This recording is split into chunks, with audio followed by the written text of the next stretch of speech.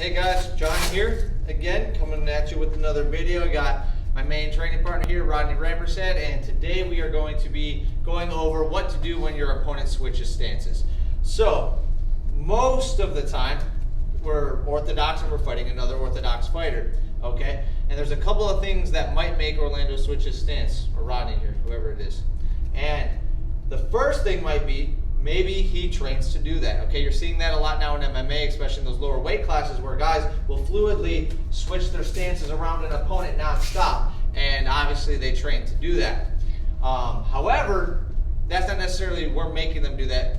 There are things we can do. So, the first thing that might make Orlando switch his stance is if I start landing heavy leg kicks and he's not checking them. If I start to chop down this tree that Orlando has here on this leg and it starts to take a lot of damage and it's noticeable, he's going to be forced to switch his stance, okay? So I can't attack that leg as easily. So if he switches his stance, the first thing I want to do when Orlando switches that stance is chop that other leg with my same rear leg, the power leg, okay? So go back.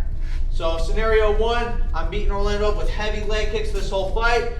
He finally can't take it anymore. He switches. The first thing I'm going to do immediately is attack that inside leg. Okay? That's going to make him think twice about switching again. Alright?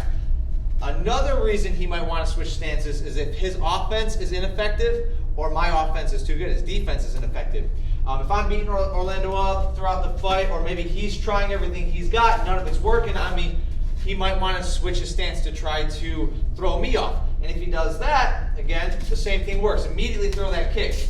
Now, if he decides to stay here, one of the things you want to do is control the outside, okay? So I want to make sure my lead leg is beyond his lead leg, which is his right. Now I'm going to step just beyond it. Now, if we're both squared up here and our feet are even, it's pretty neutral. If I step just outside his leg, my power hand now has to travel a lot less to hit the same target, okay? It's straight down the middle, straight from my shoulder, okay? I also have my lead leg kicks to the outside of his leg there as well. So, there's a lot you can do to somebody when they switch stances, especially if they're uncomfortable doing it, and you can force them to do it.